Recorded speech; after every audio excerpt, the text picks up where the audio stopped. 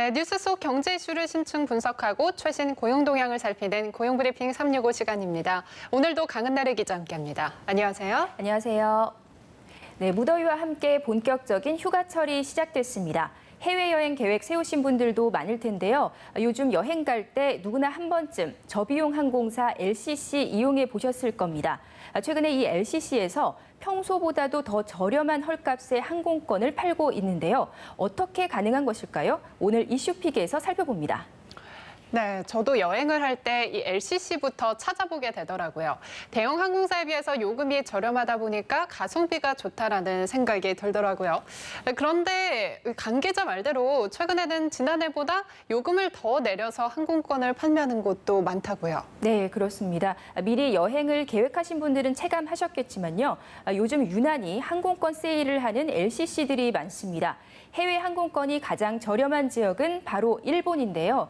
세일 형태도 참 다양합니다. 한정된 수량이긴 하지만 단돈 1,000원에 일본을 갈 수 있는 티켓을 판 항공사도 있고요.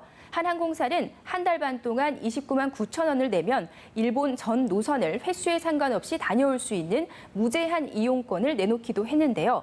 하지만 이렇게 특수한 이벤트가 아니더라도 유류 할증료와 공항시설 이용료를 제외하고 일본 편도 항공권 비용을 5만 원에서 7만 원 정도로 책정한 LCC가 최근 들어 더욱 늘어났다고 합니다. 네, 저도 그 무제한 이용권 눈여겨서 봤었는데요. 잘만 이용하면 10만 원 내외 비용으로 일본 항공권을 살 수 있겠더라고요. 그런데 이렇게 유독 일본 노선이 저렴한 이유가 있을까요? 네, 이유는 다양합니다. 우선 일본 노선의 경우를 보면요. 가장 큰 이유는 일본으로 출국하는 우리나라 여행객이 줄었기 때문입니다. 한국관광공사와 일본 정부 관광국에 따르면 올해 1월부터 5월 일본을 찾은 한국인 여행객은 지난해 같은 기간보다 약 4.7% 감소한 325만 800명으로 나타났는데요. 이렇게 전년 대비 여행객이 줄어든 건 2011년 발생한 동일본 대지진 이후 처음이라고 합니다. 같은 기간 동안에 베트남이나 대만, 홍콩, 말레이시아 여행객은 증가했는데 일본 쪽만 이렇게 줄어들다 보니까 여행객 확보에 비상이 걸렸던 거죠. 네, 최근에는 엔화가 오르고 보다 색다른 여행지를 찾으려는 여행객의 수요가 늘어나면서 자연스레 일본을 찾는 여행객이 감소했다라는 생각이 들었는데요. 그런데 LCC의 최근 행보를 보면 일본 항공권뿐만이 아니라 동남아나 중국 노선까지 저렴해지고 있더라고요. 네, 맞습니다. 특히 중국 노선이 저렴해지는 이유는요. LCC를 위한 중국행 하늘길이 열렸기 때문입니다. 항공업계에서는 황금 노선이라고 불리는 노선이 있습니다. 바로 성수기 탑승률이 평균 90%가 넘는 중국 베이징이나 상하이 노선인데요. 지금까지는 대형 항공사인 대한항공과 아시아나항공이 이걸 독점해왔습니다. 그런데 지난 5월 이 운수권이 일부 LCC에 배분되기 시작한 겁니다.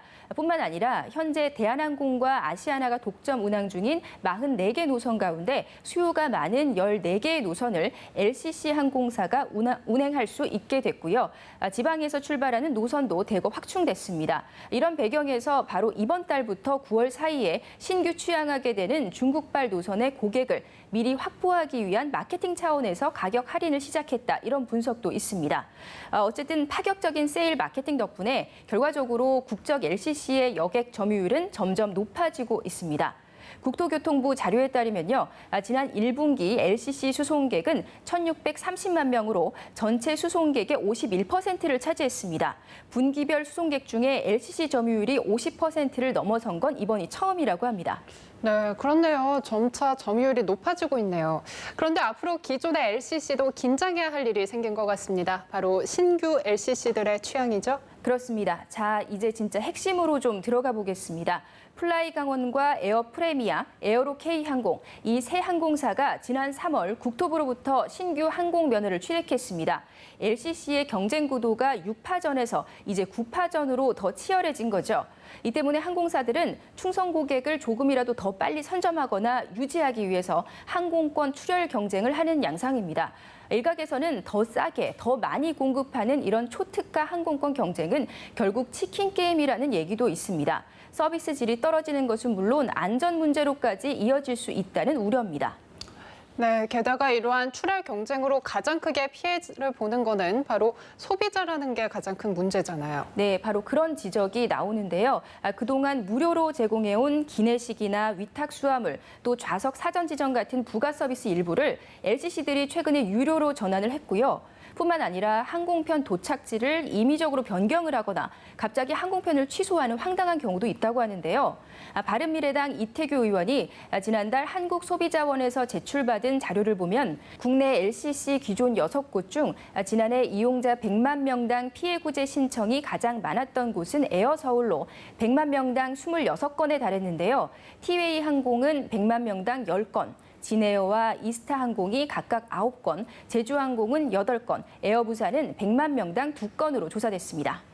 네, 가격이 저렴한 대신 약관을 잘 읽어보지 않으면 황당하게 피해를 당하는 경우가 더러 있더라고요.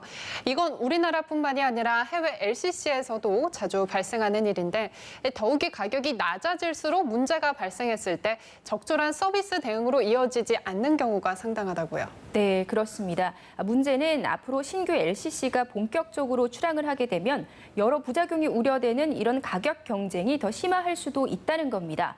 LCC 항공에 대한 면허 허가가 남발되고 있다, 이런 지적이 나오는데요. 실제로 미국의 경우에 한때 항공사들이 우후죽순 많이 생겼습니다. 얼마 안 가서 사라진 항공사들이 모두 99곳에 달합니다. 출혈 경쟁이 계속되는 와중에 대형 안전사고가 발생하거나 파산하게 된 경우도 상당히 많다고 하고요. 우리나라에서는 최근 아시아나 항공과 같은 대형 항공사에서도 매각 문제가 불거질 정도로 항공업계에 위기가 찾아온 상황이죠. 출혈 경쟁뿐만 아니라 안전과 서비스에 대한 우려도 제기되고 있습니다. 네, 출혈 경쟁에 앞서 고객의 안전을 우선시하는 서비스가 담보되기를 바라겠습니다.